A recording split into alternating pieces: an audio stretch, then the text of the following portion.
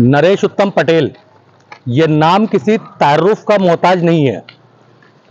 अपने college time से सियासी जिंदगी जीने वाले नरेश उत्तम पटेल ने कानपुर के पीपीएन कॉलेज से पोस्ट ग्रेजुएशन करने के बाद कानपुर डीएवी लॉ कॉलेज से एलएलबी किया। समाजवादी पार्टी के संस्थापक सदस्यों में से एक है नरेश उत्तम पटेल।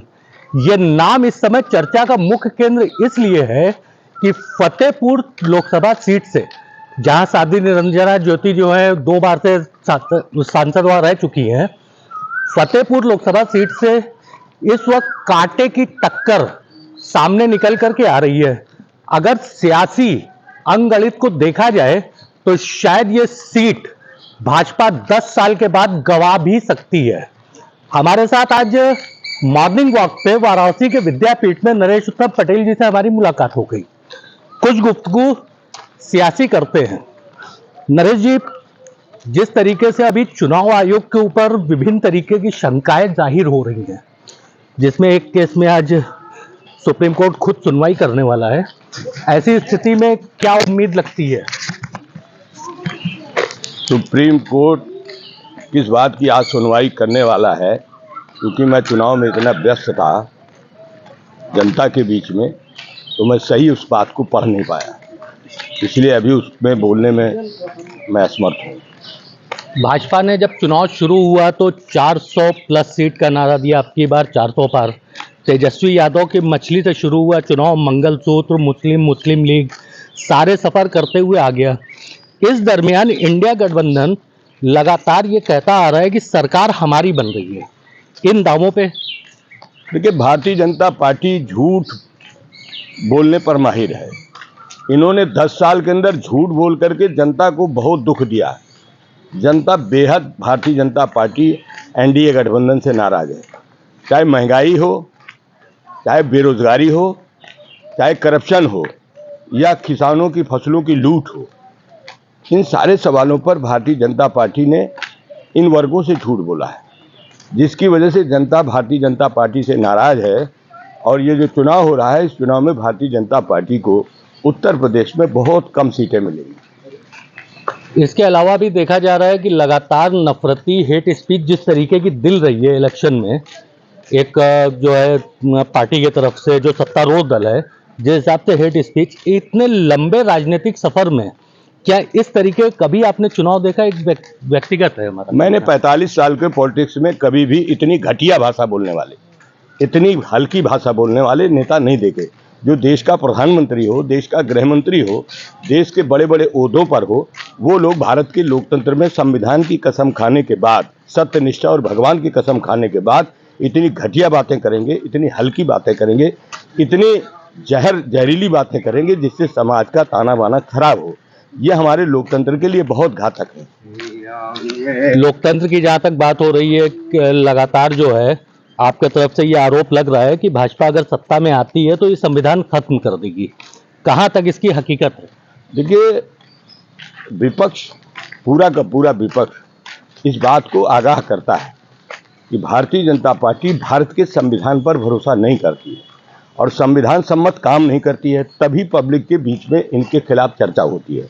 जितने भी काम हुए हैं, इन्होंने मनमानी तरीके से किए। कभी लोकसभा के अंदर इन्होंने जितने कानून बनाए हैं, उन कानूनों पर कभी बहस नहीं कराई, कभी भी उन पर जो है तार्किक बहस नहीं हुई, केवल मनमानी। कोई कानून बनाना है, नोटबंदी का कानून कहाँ से आया?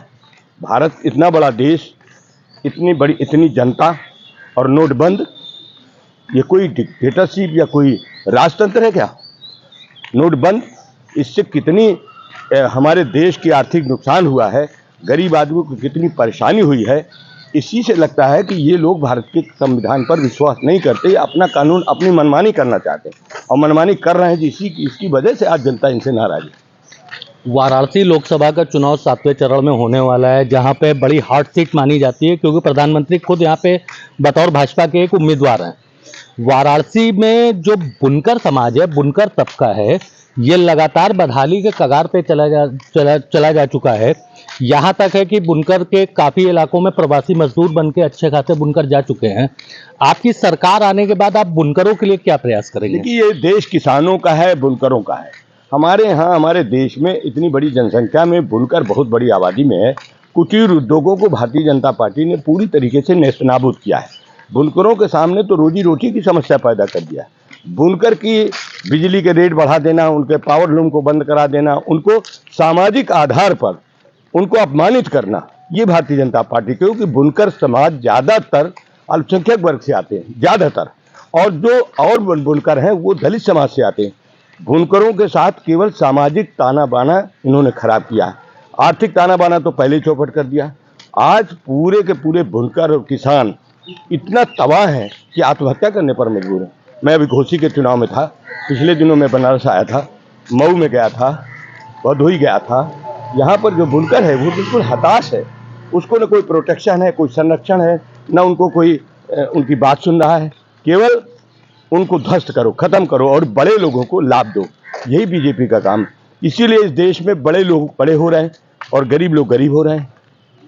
अभी फाइनेंशियल एक्सप्रेस ने अपनी एक रिपोर्ट में बताया कि अडानी ने जिस तरीके से जो है रद्दी कोयला बेच करके सरकारी कंपनियों से भारी मात्रा में पैसा लिया, अच्छे कोयले का रेट लिया, आपकी सरकार आने के बाद इसके ऊपर क्या कार्रवाई होगी? देखिए, ये कोयले की दलाली तो करते ही हैं, इसके साथ साथ जो चुनावी बॉन्ड है, इलेक्टोरल बॉन्ड है, आप उसी से समझ में आ जाता है कि जिन बड़े लोगों को लाभ पहुंचा है उन्हीं लोगों ने इनको हजारों करोड़ रुपए दिया है चुनाव में चंदा। दूसरे से कहते हो कि आप 2000 से ज्यादा नहीं दे सकते, उनको हजारों करोड़ देने की छूट दिया है। यही तो लोकतंत्र खराब हो रहा है, इसी से लोकतंत्र कमजोर हो रहा है। इसीलिए तो सबको शंका है कि संविधान सम्मत काम नहीं करते हैं, संविधान पर छेड़छाड़ करके भारत के संविधान में परिवर्तन करेंगे। एक बड़ा और आखिरी सवाल था, अभी एक राष्ट्रीय स्तर के अखबार ने अपने सूत्रों के हवाले से एक खबर लिखी है कि योगी सरकार यूपी में जो करीब 24 जो है अल्पसंख्यकों की, मतलब मुस्लिमों की, जो पिछड़ी जाति में आते हैं, उनके आरक्षण पे ये फिर से जो है विवेचना करवाना चाह रहे हैं, शायद आरक्षण को, उन आरक्षण से उनको कैटेगरी से निकालने के लिए। देखिए, भारतीय जनता पार्टी आरक्षण विरोधी पार्टी है। भारतीय जनता पार्टी सामंतवादियों की पार्टी है। भारतीय जनता पार्टी पूंजीपतियों की पार्टी है। भारतीय जनता पार्टी इस देश के बड़े उद्योगपतियों की पार्टी है और आरक्षण व्यवस्था विशेषाधिकार है। विशेष अवसर के सिद्धांत पर भारत के संविधान में बाबा साहब भीमराव अंबेडकर ने, डॉक्टर राम मनोहर लोहिया ने विशेष अवसर का सिद्धांत दिया था, जो गरीब है उसको ऊपर उठाया जाए, और ऊपर उठेगा तभी हमारा सामाजिक ताना बाना ठीक होगा, तभी समतामूलक समाज बनेगा। लेकिन भारतीय जनता पार्टी जानबूझ करके आरक्षण के खिलाफ, चाहे वो दलित समाज का आरक्षण हो, चाहे पिछड़े समाज का आरक्षण हो, चाहे अल्पसंख्यक समाज को आरक्षण मिलने की बात हो, बीजेपी रिजर्वेशन के खिलाफ है। और रिजर्वेशन को जो विशेष अवसर का लाभ है वो गरीबों को नहीं देना चाहती। वो आरक्षण बड़े लोगों का कर रही है। बड़े लोगों का आरक्षण कर भी दिया है बीजेपी ने, कि हर चीज में बड़े लोग, छोटे लोगों को ध्यान नहीं है। उनको तो कटोरा लेकर भीख मांगने पर मजबूर कर दिया भारतीय जनता पार्टी ने। इसीलिए तो बेहद नाराज हैं गरीब लोग, और गरीब लोगों की नाराजगी इस बार दिखेगी और भारतीय जनता पार्टी देश से हटेगी। एक व्यक्तिगत सवाल आपसे पूछना था, अमूमन होता क्या है कि सियासत में कद बढ़ जाने के बाद लोग 2-4 गनर और 10-20 अपने आसपास लेकर के लोग चलने लगते हैं। आज भी देखता हूं कि नरेश उत्तम पटेल जब भी बनारस आते हैं या कानपुर जाते हैं, बनारस आने के बाद ऐसे ही अकेले विद्यापीठ में ग्राउंड में इसी तरीके का मॉर्निंग वॉक, ऐसे ही कानपुर के फूलबाग में। आखिर ये क्या कोई विशेष जो है कोई, या फिर आपका अपना खुद का जो है ये तरीका है? देखिए, हम सब लोग भारत के नागरिक हैं, हम लोग राजनीति में हैं, MP MLA बनते हैं, लेकिन हमारी जान को खतरा नहीं है। हमारी जान कोई खतरा नहीं है। अगर हम समाज में काम करने आए हैं तो हमारी जान को खतरा नहीं, और जो जान का खतरा महसूस करते हैं वही लोग लेके चलते हैं ये सब। आप देख लीजिए, भारतीय जनता पार्टी का एक छोटा छोटा नेता 2 गन लिए घूम रहा है। उनके इस राज्य स्तर के नेता 10-10, 20-20 गन लिए घूम रहे हैं। हम तो स्टेट के नेता हैं, हम 5 बार MLA रह चुके, MLC रह चुके, और आज हम पार्लियामेंट का चुनाव लड़के आए हैं। हम अपने क्षेत्र में हो चाहे यहाँ हो, कहीं भी हमको कोई भय नहीं है। न जनता हम हमारे खिलाफ है, न जनता के साथ हम कभी गलत काम करते हैं। हमें भरोसा है ऊपर वाले पर कि हम सबके साथ जैसे सब लोग रहते हैं वैसे हम भी रहेंगे। हम ये सुरक्षा के लिए, जनता की सुरक्षा के लिए पुलिस है, ना कि केवल हमारी अकेले सुरक्षा के लिए। इंडिया गठबंधन को यूपी में कितनी सीटें आने की उम्मीद है अभी तक? देखिए, मैं चुनाव में व्यस्त था फतेहपुर में अपनी लोकसभा में। परसों से निकला हूँ, प्रतापगढ़ गया हूँ, 2 दिन प्रतापगढ़ में रहा। प्रतापगढ़ की सीट भी समाजवादी पार्टी जीत रही है। आज मैं बनारस में आया हूँ। हकीकत तो यह है कि मैं जनता से मिलने में इतना व्यस्त था। बड़ा क्षेत्र है मेरा, 6 विधानसभा का लोकसभा है फतेहपुर, जहाँ से भारत का प्रधानमंत्री विश्वनाथ प्रताप सिंह बने, जिन्होंने आरक्षण लागू किया था। मैं उस लोकसभा से चुनाव लड़ा हूँ। उस लोकसभा में 3 तारीख को नामांकन करने के बाद 20 तारीख तक लगातार मैं 17-18 घंटे काम करता रहा, जिसकी वजह से मैं देश की पॉलिटिक्स की समीक्षा नहीं कर पाया। ऐसी स्थिति में मैं ये नहीं बता सकता कौन कितना सीटें जीतेगा, लेकिन मुझे इतना दिख रहा है कि विपक्ष ही सबसे ज़्यादा सीटें जीत रहा है और विपक्ष ही सरकार बनाएगा, इंडिया गठबंधन सरकार बनाएगा। बहुत बहुत शुक्रिया नरेश उत्तम जी। ऐसी खबरों के लिए जुड़े रहे आप हमारे साथ। मैं तारिक आजमी, अल्लाह हाफिज।